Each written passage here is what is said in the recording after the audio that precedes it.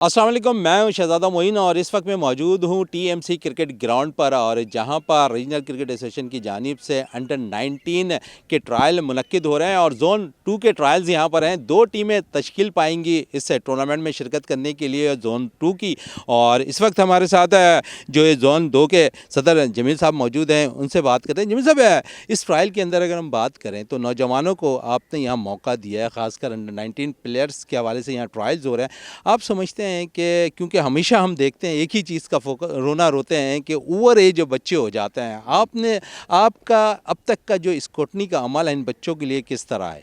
देखिए जी, हम जो है ना, जो जितने ये बच्चे हैं इनके हमने फॉर्म ले लिए हैं, इनके हमने डेट ऑफ बर्थ कंफर्म कर ली है। उसके बाद जो है ना, हमने इनको ट्रायल के भेजे। और जो लड़के हमारे जोन में रजिस्टर्ड नहीं है, हमने उनके ट्रायल नहीं, सिर्फ रजिस्टर्ड प्लेयर जो हैं वो मतलब ये कि ट्रायल देने के अहल होंगे। और आप देख लें 80-90 लड़के जो है ना, ये रजिस्टर किसी जोन में अगर इतने लड़के हों तो और दो टीमें बननी हों तो मैं समझता हूँ खुशाइन बात है।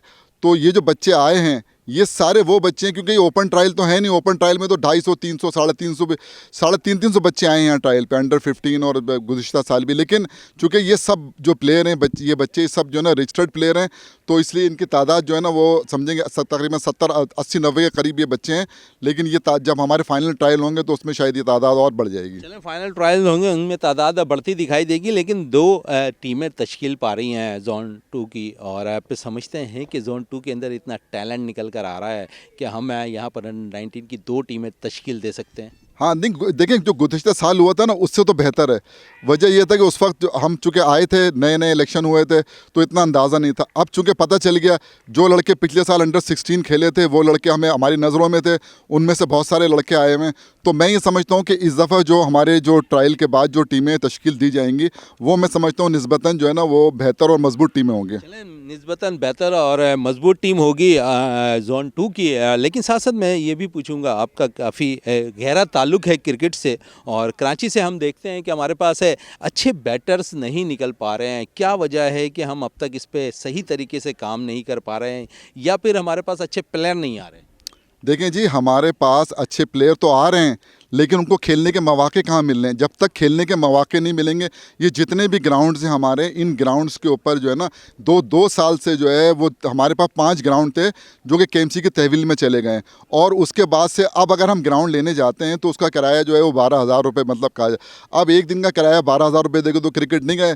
तो जो लड़के आज आपको जितने लड़के पाकिस्तानी टीम में नज़र आते हैं या फर्स्ट क्लास क्रिकेट खेलते हुए नजर, ये 2017 तक के लड़के हैं। 17 के बाद जो प्लेयर अगर नहीं आ रहा तो जो है ना उसकी वजह सिर्फ यही है कि ग्राउंड का फुकदान है। मेरी जो है ना इस आपके प्लेटफॉर्म से, हुक्काम बाला से, और जो हमारे अरबार मुर्तज़ा वहाब साहब जो मेयर हैं कराची के, तो मेरी उनसे जो है ना दरख्वास्त है कि ये जो ग्राउंड्स हैं, जो क्रिकेट के ग्राउंड्स हैं, मिसाल के तौर पर टीएमसी ग्राउंड है, लांडी जिम खाना, पाक स्टार, और क्या कहते हैं आसफाबाद ग्राउंड है, स्टूडेंट ग्राउंड है, और ये जो अन्नू भाई जो पार्क, ये 6-7 ग्राउंड, 7 जोन है। अगर एक एक ग्राउंड भी वहाँ होगा तो हमारी क्रिकेट परवान चढ़ती है। लेकिन चूँकि ग्राउंड नहीं है, जिसकी वजह से हमें जो है ना मतलब ये कि वो जो प्लेयर हैं उनको हम कहाँ प्रैक्टिस कराएं, उनको हम कहाँ मैचेस कराएं।